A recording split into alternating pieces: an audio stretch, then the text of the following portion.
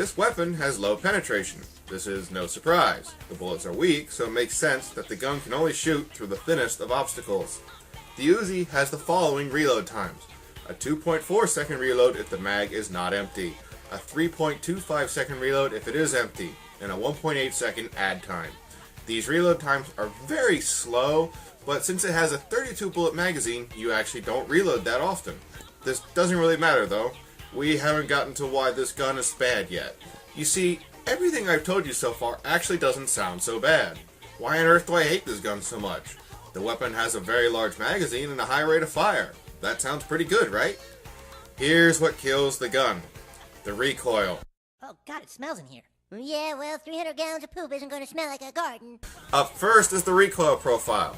The gun has a value of 80 upwards, 70 to the left and to the right, and 50 downwards. On paper, this doesn't look bad. The recoil is symmetric, so the net direction the recoil will go is up. Here's the problem. The recoil profile implies how much the gun will move after each shot. All four of these values are high, the highest total on any SMG. A high rate of fire is what amplifies this even further. In theory, a high center speed would help counter this, but that's what's up next. Countering the recoil profile, the gun features a center speed of 1600. This isn't enough. Many people will point at other guns which feature a center speed of 1600 and wonder what's going on. You see, with this gun, the Uzi is unique in that it combines a huge recoil profile, a high rate of fire, and a mediocre center speed. I know what some of you are thinking though, but Amish, you haven't covered the irons yet. Surely, the devs included decent irons to help visually fight the recoil. Oh, how naive you are. The irons in this gun are flat out ugly. Am I ugly? My eyes! My eyes! I honestly tried to use the irons. I really did. I figured with practice I could get used to them. But no, these irons obstruct too much of your view. If you really want to use this gun, put on a sight. You don't really have a choice. Before we move on, you need to see this. I pointed the Uzi at a wall to show you exactly how much recoil it has. Mind you, this is with the grip. The gun climbs like crazy, and it's unpredictable. Every once in a while the gun decides it wants to be accurate, and then all of a sudden the thing is jumping everywhere. You know that feeling when the huge dump you just took shoots back up inside your ass? No, I'm not alright! If you're looking for advice for your perk selection, here's my advice. Don't use the gun. Go pick something else. Okay, in all seriousness, use Warlord. The blue perk and green perk really don't matter. Warlord, however, is mandatory. You need 2 attachments to help make up for the gun's weaknesses. Speaking of which, the attachments are next. Extended mags. This attachment ups the magazine size to 48 bullets. This attachment is completely unnecessary. You need other attachments to fight the plentiful weaknesses of this gun. Don't use it. ACOG sight. Oh boy. As bad as the recoil is on this gun, the ACOG sight lowers the center speed to 1300. Let me repeat that.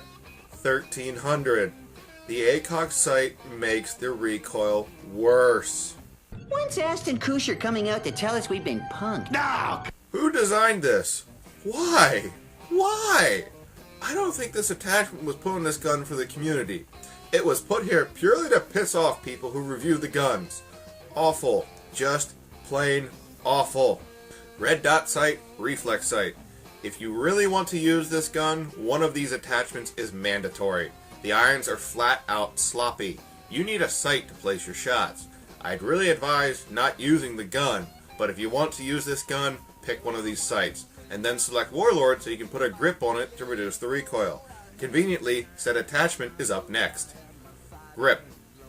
This attachment is absolutely mandatory. The center speed is up to 1700.